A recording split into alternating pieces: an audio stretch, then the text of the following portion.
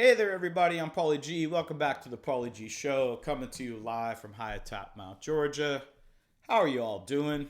I'm so glad to be here with you today. Thank you so much for tuning in.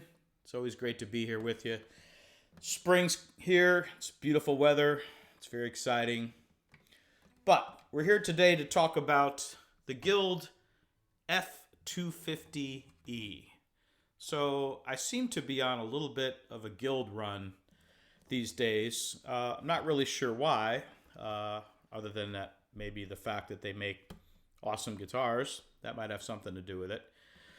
But I bought this particular one for a specific reason, which is I am kind of planning a guitar shootout contest between a bunch of jumbo guitars, and I needed a fourth member to round out the field, and this seemed to fit the bill rather well for what I want to do. I'll get into a little bit on that a little bit later. It's a contest I hope you'll all participate in by voting for whichever guitar you think sounds the best in a particular contest. But all that aside, the more I played it, I thought, well, before I get into all that, it kind of deserves its own video. You know, it's that good of a guitar. And I didn't really see a lot of information on YouTube or anywhere else on these, so I thought it would be worth, introducing this to you. So the F-250 is part of their Westerly collection. That is code word for their imported Chinese-made guitars as opposed to the domestic ones that they're now making in California. But it has a lot in common with its American cousin, the F-50, which is what it's based on. So the F-50 is a jumbo acoustic with maple back and sides, and this has the same things, very similar specs in many ways. So I'll get into that, I guess, a little bit right now. So we start out with solid spruce top, maple back and sides, very flamey maple, by the way. Very, very attractive. However, the maple, I'm fairly sure, in this case, is a laminate. Although I've studied spec sheets wherever I could find them, and they're fairly inexplicit in this area, and I think that may be deliberate. But be that as it may, I'm fairly sure that it's a laminate maple back and sides. But the interesting thing about it is they maintained a spec from the F-50 over to this, which is an arched back. So they've removed all the bracing from the back. There's no bracing on the back of the guitar whatsoever, and it's actually an arch back, which I'll try to depict if I can by rotating this around. So that's an interesting feature. You don't see that a lot on acoustics, right? So I think that's kind of cool that they did that on this. But it's all the more a reason for me to think that it's a laminate, because it's a lot easier to make a laminate arch than it is a solid arch, especially something this big. What else? Mahogany neck.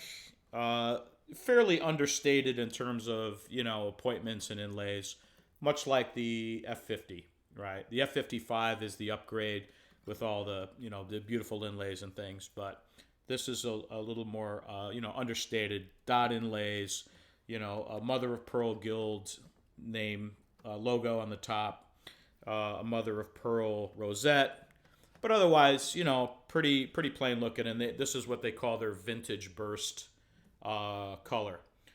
All in all, for the money, a very, very well-made guitar, and a good sounding guitar. And, I don't normally like to talk about prices of guitars all that much. I usually kind of hint around about it, but, these are around the $600 range. So, for these days, I think that's a fairly low price for a guitar of this quality. So, let's see, the only other thing I'll mention, open back butterbean style tuners that work really well. Guitar stays in tune really well. So it's got a lot of projection. It's got a good amount of tone, a lot of volume. And I think it's all based on, the combination of the maple, obviously the size of the guitar, and maybe even the fact that it doesn't have that back bracing and it has that arch back that kind of adds to the richness a little bit. All that said, does it sound like an F50 or a really high quality domestic Guild? No, it doesn't. But again, you get what you pay for, and I think if you want a really good jumbo at a low price, this is a great one. And I'm looking forward to including this in my little jumbo shootout contest that's going to be coming up, hopefully very soon. I'm just starting to get to work on that. So the only other thing I'll say about them in terms of availability, you will see these around if you're looking for one on the internet. Some of them brand new. However, Guild has fallen prey to this latest trend, and the newest versions of this guitar have a big old dumb looking cutaway on it. I don't know why everybody seems to be so obsessed with making cutaway, acoustics.